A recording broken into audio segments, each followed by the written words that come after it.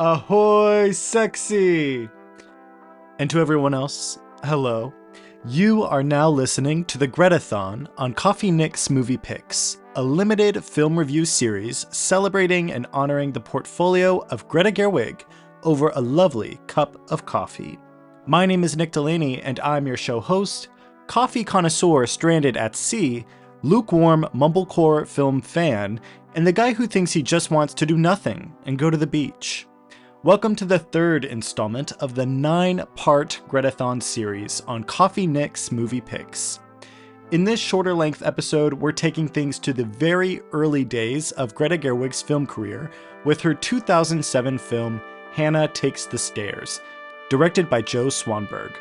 Please take a seat, stay a while, and let's talk office relationships over some coffee. But first, please be sure to follow at Coffee Nick's Movie Picks on Instagram and TikTok. There you can stay up to date on new releases, which there will be plenty of this month, see coffee pictures that go along with each episode, get some quick movie thoughts from yours truly, and submit Dear Coffee Nick letters. Again, that's at Coffee Nick's Movie Picks on Instagram and TikTok. Everyone, hello. Once again, I cannot overstate how excited I am to be doing the Greta-thon. We are on part 3 of 9. We are a third of the way there after this episode. I'm having so much fun, but also this is so much pressure because how exactly do I put into words everything I have to say about Greta? You know, I've already recorded a few of these episodes already, and there's still things that I'm like, oh my God, I forgot to say that. How could I forget? So, you know, maybe I'll return to some of these movies and do like a little second review, a part 2. But I am so excited to be talking about Greta right now and just to be celebrating her. I have realized that putting out this series, it's been definitely a challenge because I am really struggling with myself because I want this to be as perfect as possible. That's the thing with podcasting. I don't think podcasting can ever be as perfect as possible. I think the beautiful thing about this medium is that it can adapt and it can change. And even when my editing is perfect and the visuals on Instagram are great, maybe I just had an off day when I was recording and I don't say everything I wanted to. So I was just kind of like, you know what? I'm doing this. I'm doing it now. I want to talk about Greta. So here we are. We're going to be talking about it, whether this is the most perfect limited series or not. Here we are talking about her, and we can always return back to these movies. But I'm so excited to be here. How are we all doing? Oh, wait, but first, if you have not yet, check out the introduction episode for the Greta-thon. It is already released. Please listen to that to get to know all about what this series is, what we're going to be talking about, who Greta Gerwig is. Who is she? Definitely listen to that if you are just jumping into this. It's a great way to orient yourself. And also our first full-length episode of the series, Frances Ha and the Nomad Blend, was just released earlier this week. So listen to that one as well, because I'll be referencing Frances Ha a lot in this review. To talk a little bit more about this specific review, there are going to be 3 of the shorter length reviews throughout the series. These reviews will just be focusing on a movie. There will not be any coffee review. And these are focusing on some of the lesser known Greta films. So I didn't want to dedicate a full length episode to it, but I of course wanted to still include it because I think they are very important to recognize when it comes to Greta and her standing as a film auteur. Now I will ask, how are we doing? Are you all taking time to yourself to find peace, protect your peace? That's a big thing I've been doing. Protect your peace. If you feel you are under attack or you're just being exhausted, like no one's attacking you, but you're just tired, give yourself peace and don't apologize for protecting your peace or giving yourself peace of mind. You are sustaining yourself. Be sustainable when it comes to the earth and yourself. Do that. For me, I'm still on a boat right now. I am on a boat.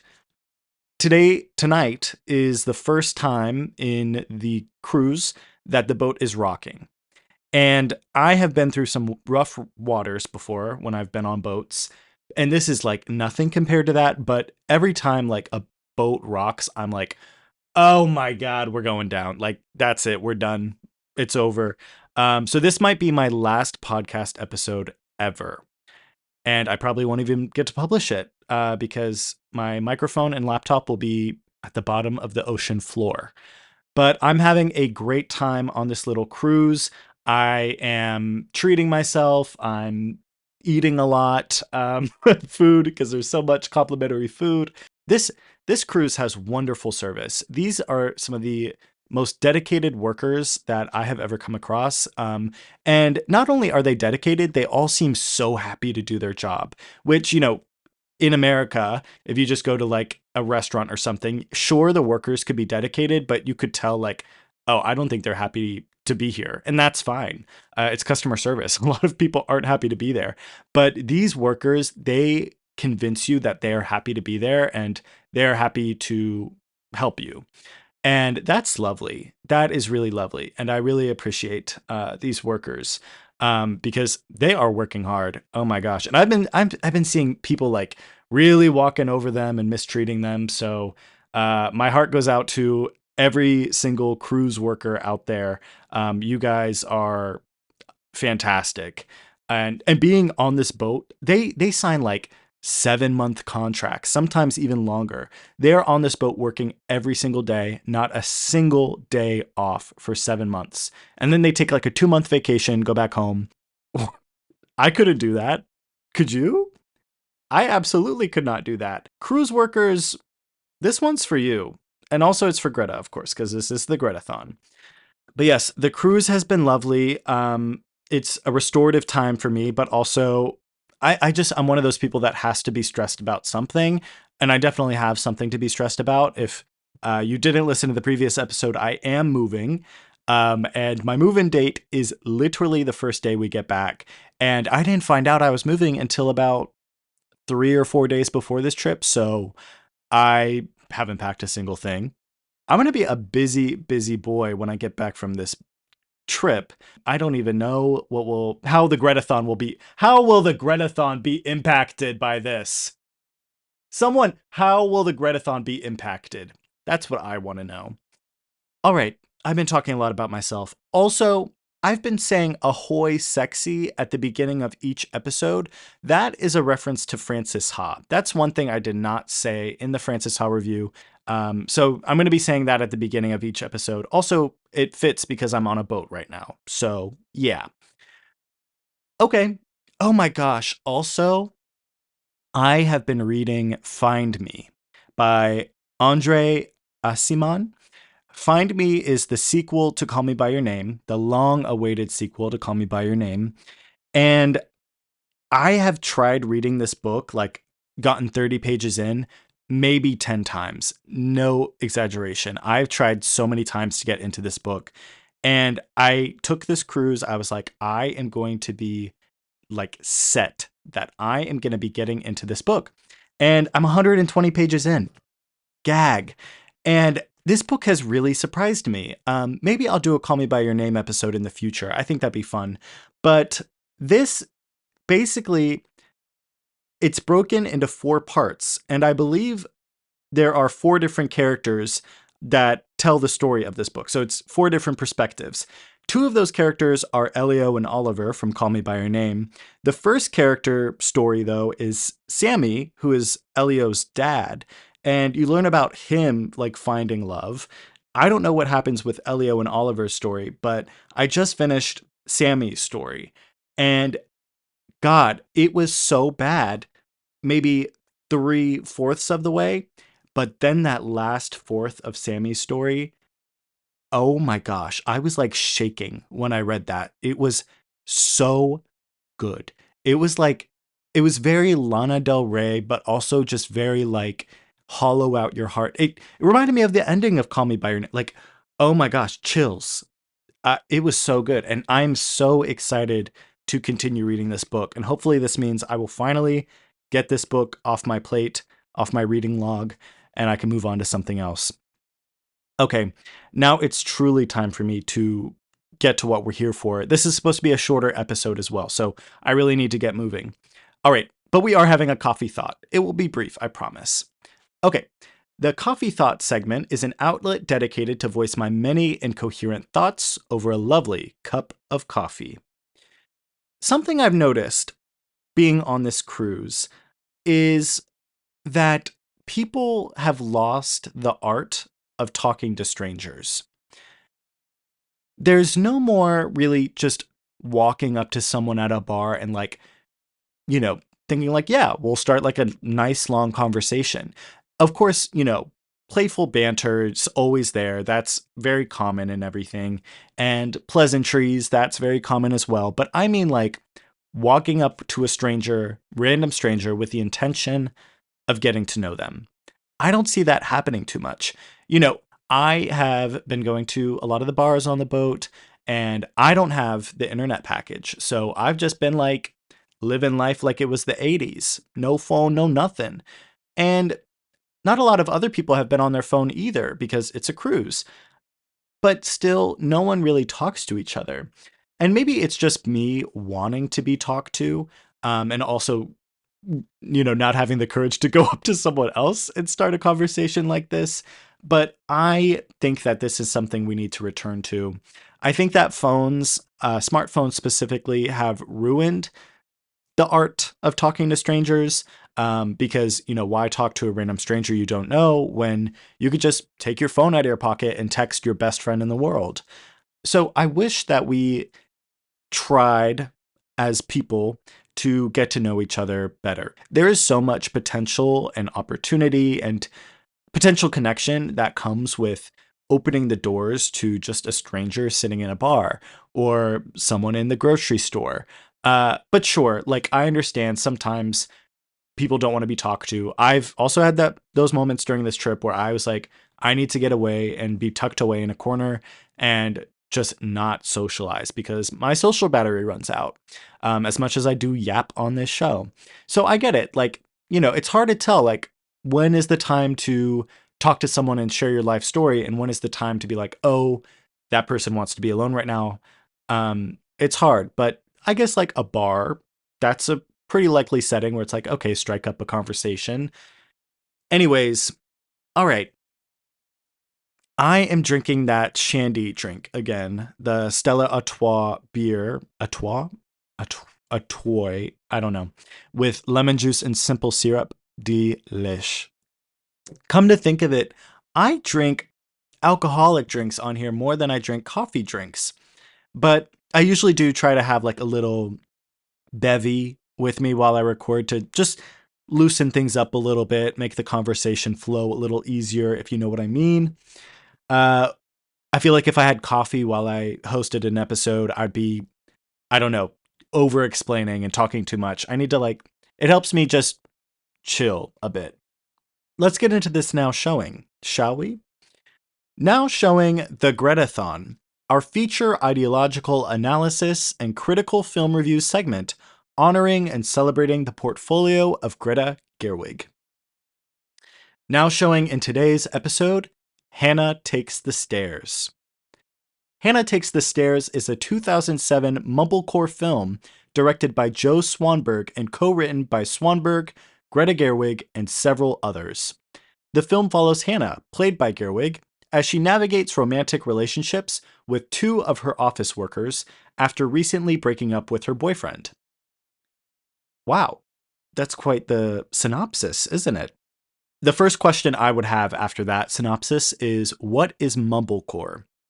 Okay, so mumblecore is a subgenre of indie films that is characterized by acting that strives to appear as natural as possible. So that means there's a lot of improvised dialogue, distracted storytelling, low budgets, and usually the focus of the story is on young adults. This subgenre was especially popular in the early 2000s, and it was originated, I think, around the 90s, but I think there are some films considered mumblecore as early as the 70s. But this was really popularized in the early 2000s. When I say distracted storytelling, I don't mean that as a negative. I just mean that the focus here is not on narrative, and really, this is going against your typical narrative structure. Mumblecore as a term is not widely accepted by these filmmakers. In fact, some mumblecore filmmakers will actually get upset with the use of that word. I don't mean it in any derogatory way or any disrespectful way. I think that these films are just as great and have just as much quality as any other film. I think mumblecore in some way just suggests something about the dialogue of these movies, but I'm using this term just to describe this subgenre of indie films because this is a widely accepted term when it comes to talking about movies. So, like I said, there is a lot of dialogue in these films. So the focus is turned away from action and dramatics and more towards what the characters are saying. And most of what they're saying is improvised. Mumblecore films strive to look and feel as natural as possible and as true to real life as possible. Sometimes even taking like a hyper realistic perspective and making things mundane and slow for the audience. And how is making things as natural as possible accomplished? So, like I said, shows mundane tasks at length. The dialogue is not clean cut and polished since it is improvised. It can ramble on for a long time, or there could be stutters, likes, and ums, and sort of slow draws or slow lulls in the conversation. There can be mumbling, there can be side conversations, there can be four different conversations happening at once. This is not written like a normal script most of the time because there is little script to begin with. And for this reason, almost all of the actors are credited as writers on the film because of them improvising and making up these lines. They are writing the film as it is being shot. And I think that is very cool. So, yes, Greta Gerwig is a writer on this film, mainly in part due to her improvising a lot of what she does in this film. Another thing about this very important aspect of mumblecore is it is low budget films. So the audio for these films is in camera, meaning most of the time there is no external microphone. They use the microphone that is built into whatever camera they're using, and even the camera is very low budget as well. This is not your typical feature film quality camera. Production is very casual, but when I say that, by no means do I mean it is lesser than any other film or easy. It is something completely different. I respect this subgenre very much, and I can really enjoy it, but more often than not, I just don't prefer mumblecore films. Because of all these qualities that I described, mumblecore films can be very experimental in some ways because they do not follow typical narrative structures. They are hyper focused on emulating real life, like I said, and this means that a lot of audience members can walk away from these films thinking that not a lot happens in the story. It can appear that there's no real plot progression or no plot at all, but the point of these films is not the plot. What is the point?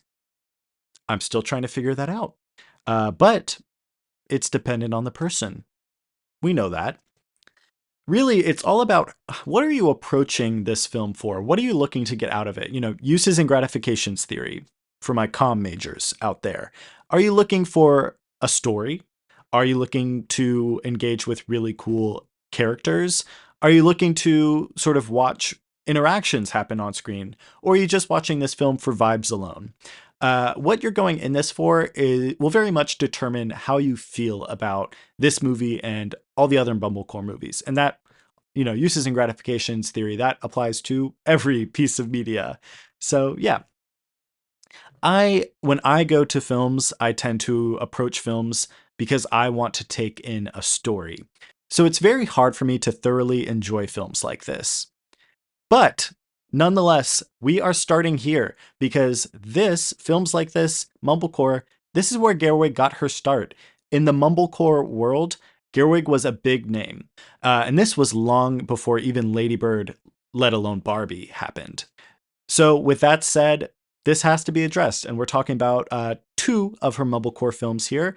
And her Mumblecore films also outline very clearly her career. It makes sense for where she is now and what films she's been making recently that she started in Mumblecore. And she would not be able to make the films she made today if she didn't start here, of course.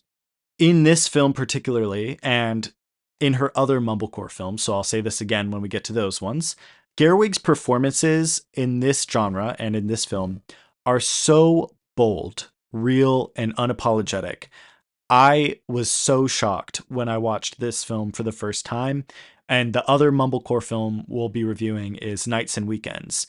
Again, I was so shocked by seeing Gerwig like this, so authentic and so raw. It was fantastic. One thing I love about mumblecore is that nothing is off the table. These actors are their realest and truest self as these characters, and you will not see this level of authenticity in any other genre of film. I love looking at this film because it shows Gerwig as a creative in such a raw and unfiltered way. You just get to see pure Gerwig on screen as whichever character. But I would like to know your thoughts on mumblecore. I don't feel like a lot of people, at least my age, 20s, early 20s right now, talk about mumblecore too much. So I'm interested, what would my generation think about this? I know some of the older millennials that were in their younger 20s, like in the early 2000s, they loved films like this. So I'm interested to see what, this generation would think now. Now, getting into the film itself, Hannah Takes the Stairs.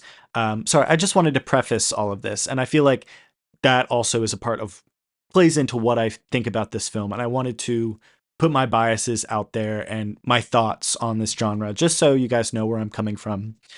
So, getting into this film, I really like that this film comes right after Frances Ha in my Greta-thon series because there are a lot of similarities here to Frances Ha. So if you haven't listened to that episode yet, definitely go back and check that out. So for all of these characters in Hannah Takes the Stairs, age is definitely a huge factor like it was in Frances Ha, meaning these characters are expected to act a certain way or be in a certain place in their career because of their age. Society has these big expectations for these characters. So all of them are in their early 20s, and the expectation that society has is that they need to have a stable office job and an equally stable relationship.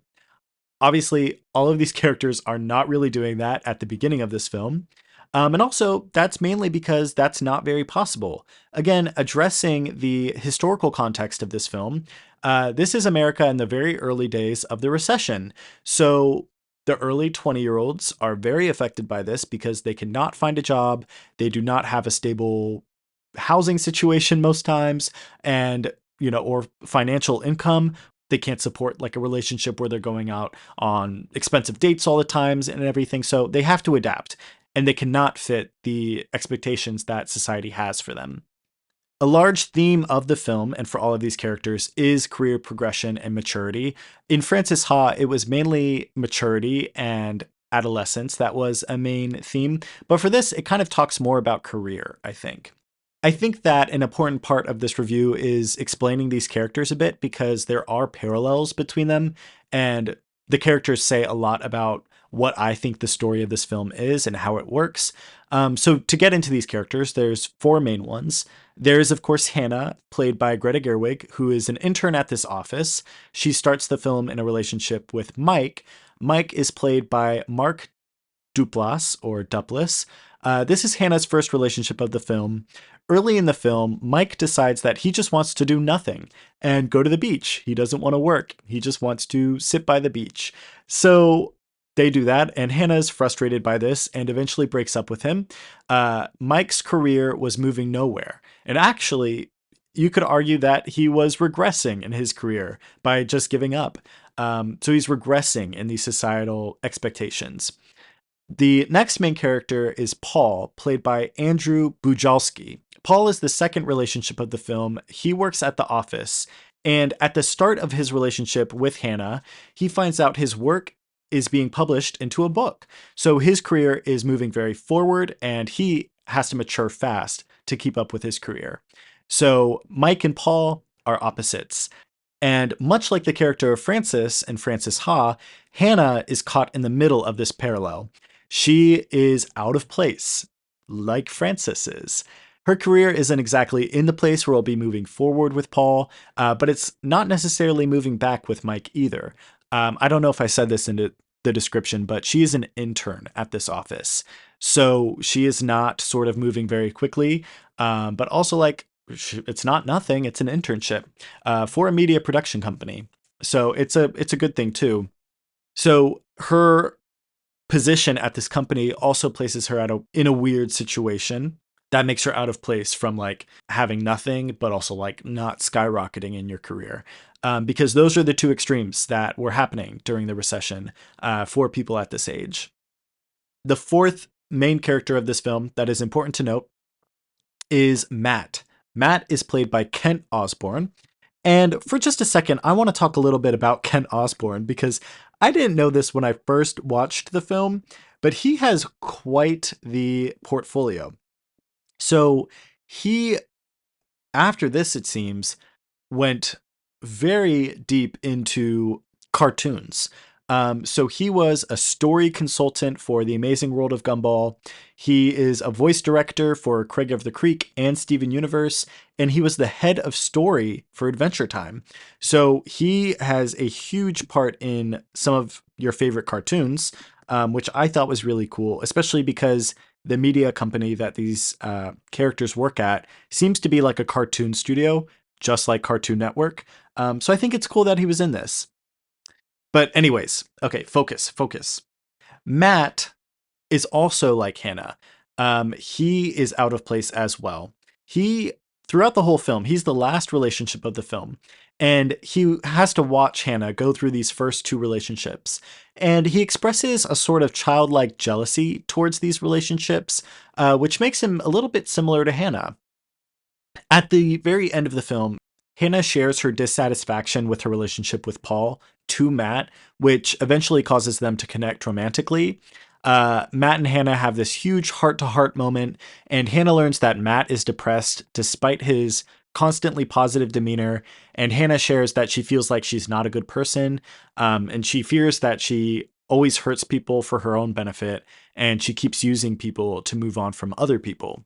So they basically both, I don't know, bare their hearts to each other. I think that both of them sort of being out of place and having this out of place quality is eventually what causes them to connect. And the film ends after the heart to heart. It ends with both of them sitting in a tub completely naked, and they're playing the trumpet in the tub together. So, like a very strange ending for these characters, but I think it just sort of shows like their um, out of placeness and differences from like the expectations of society where they want to be childish, but they also want to have a career and they want to be an adult. So, yeah, it's a very interesting sort of conflict and character, but this film and these characters, Hannah and Matt, are showing that, hey, you can do both. You can have this great career, but also still act like a child and play your trumpet in the tub with your newly found romantic partner. Yeah. Really, what this is a coming of age story the hard way. Hannah's self esteem seems to be damaged because of the relationships in this film and her dealing with them. She didn't really end any of these relationships, the first two, in the best way. And I think she's sort of projecting that back on herself and saying, like, oh, I mistreated these people. But she finds comfort in knowing that Matt is also not really happy. And maybe Matt doesn't think he's a good person either. He's out of place too. He doesn't really fit in either. One thing I want to point out that I don't know if this was intended or not, but I noticed it the first time I watched and thought it was pretty cool, is that all of these relationships, all three, are characterized by a different toy. So there'll just be moments, of course, where there's like extended dialogue, sort of talking and rambling and everything. And maybe the couple, so Hannah and then one of these men, they're just sort of like fidgeting with something. And it's always like a toy. I found that all of these relationships are represented by a different toy. So for Hannah and Mike, they had swim goggles. For Hannah and Paul, it was a slinky. And then for Hannah and Matt, there were magnetic orbs. I think that this is cool, and I like to think that it emphasizes that these characters are resisting expectations based on their age, and they all sort of have this childish quality about them, and that they aren't necessarily emotionally ready to move on to the adulthood that society expects of them. They still sort of have this longing to be childish while also having a career. And I think that all of this is made more interesting by the fact that they work at a cartoon studio. It seems it's never directly stated, but it just seems that way. You know, cartoons are often thought of as a childish medium. I'm not saying it is. I do not think that at all, but society, the same society that has these ridiculous expectations for people at this age, would also say that cartoons are for children as well. That kind of goes hand in hand with this toy theory. Once again, I talked about this research a lot in the Francis Ha review. Millennial Disentitlement by Ryan Dorian. That is a celebrity study of Greta Gerwig, and it goes over a lot, like this sort of caught in the in between that millennials faced during the Great Recession, and how there wasn't really any way to move up in your career, or it was very hard. So you were either forced to kind of give up, like Mike's character, or you're forced to be super go getter, like your career is everything, like Paul's character. So I think that that research was definitely found its footing with this film, it seems. And I think that this film is very representative of that phenomenon, much like Francis Ha was. One thing, there's no stairs in this movie. So what are the stairs that Hannah's taking? What are they talking about? Um, I actually had to look this up. I've definitely heard this saying before, but like it's like, oh, so and so has to take the stairs. Or oh, you're taking the stairs. Like something like that. It's a metaphor, basically learning the hard way. You're not taking the elevator, you're taking the stairs. You're doing the work to come to whatever conclusion. So I guess that's sort of saying that Hannah, like the title, Hannah is taking the stairs. I think this lyric is about me because I am Addison Rae. I would say that this doesn't really come across. It wasn't until this second time that I watched the film that I was like, oh yeah, what's the title supposed to mean? And then I really had to think about it. I was like, so what does that have to do with the film? I don't know what they were thinking. The DVD I got for this way back when comes with a writer's commentary from Joe Swanberg and Greta. I guess I have to listen to that at some point. I maybe should have done that before this review, but or even before my writing my senior thesis about this movie, but I did not. But yeah, if it wasn't for my college thesis to analyze this film, I'm not sure that I would have gotten anything out of it. You know, because I was researching this film, I really was looking for things to pick up on. So all of this stuff is extremely subtle and up to interpretation, which that's the point, especially in the indie genre and mumblecore. A lot of it is up to interpretation because it's not your typical narrative structure. But yeah, I feel like I was really kind of grasping for straws when I was researching this. Like everything is really a stretch. So I'm not sure what what this is about. Outside of if I'm taking research Nick out of this, I'm not sure what's happening here. Um, yeah, with that said, I guess I don't think that this film is very focused, and I think that someone could come out of this with something entirely different, and that's fine. But I think it's also in a way where like this film just does not make complete sense, and I don't understand the purpose too much. And maybe everything I said is the purpose, just because that's what I believe it to be. But I don't know.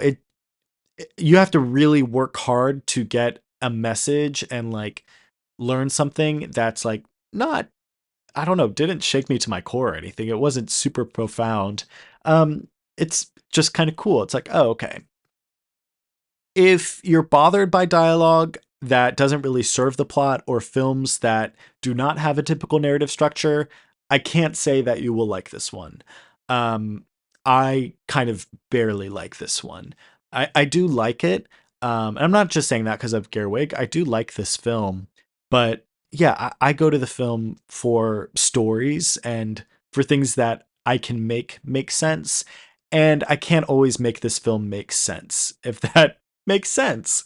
Oh my gosh, I'm getting cruise brain, boat brain. I'm gonna hear the siren calling me. Um, oh my gosh. And yeah, other than that, I just feel like there is a lot of character dumps. So characters just sort of like have a monologue, and it's comes across very Shakespearean, like they're talking about their motives and their beliefs and what they think about love and all these different things. And it doesn't really connect for me. So, yeah. The one thing about this also, there's been a million one things. It's funny. This is a funny movie. I definitely laugh a few times. I don't think it's nearly as funny as Frances Ha, but there's a few moments that stick with me. There's one moment when Hannah violently dances after breaking up with her first boyfriend. And it just like very abruptly cuts to her dancing, like going in on techno music. And that always makes me laugh. And also, I love Hannah's outfits in this movie. It's definitely a sign of the time. She's wearing like little red glasses and she has her hair super short. And the outfits are just crazy. So I enjoy that too. But I am going to have to give Hannah Takes the Stairs the Nick mix. Much like other films in the mumblecore genre, Hannah Takes the Stairs does not follow a typical narrative structure and is experimental in many ways. While I applaud this, it's just not for me, but it may be for you. Extended sequences of kind of irrelevant dialogue and random tasks make this film feel a bit unproductive and unclear to me. While I think some great subtext about professional careers and age are baked into this film somewhere, it always feels like a stretch when I try to explain it. Like I am now. If you're interested, you can watch this film by purchasing the DVD on Amazon, or I do not think there's any other way to watch this film. I think when I did my research, I was forced to buy this on DVD. Much like Nights and Weekends, I think is the same situation. I don't think many of you will be able to watch the film unless you want to spend a couple dollars on the DVD. But, if you are a Gerwig completionist, you want to watch everything, yeah, then watch this, obviously. I hesitantly encourage you all to watch this. Like I said, definitely not for everyone. And I think you will know if you like this sort of thing, and you will also know if you won't like this sort of thing. Okay, everyone, thank you all for tuning into this episode of the Greta-thon on Coffee Nick's Movie Picks. Please be sure to rate the show on Apple Podcasts, follow the show's social media, and share the show with your friends. Join me for part 4 of the Greta-thon on August 13th, where I'll be discussing Lady Bird. Oh my gosh, how will I even do it? I'm nervous about recording this one because I'm like, how do I? We'll get there. Just tune in then. We'll see. Please note also that these dates are subject to change. Until next time, I'm not taking the stairs. I'm taking the elevator. I will see you then.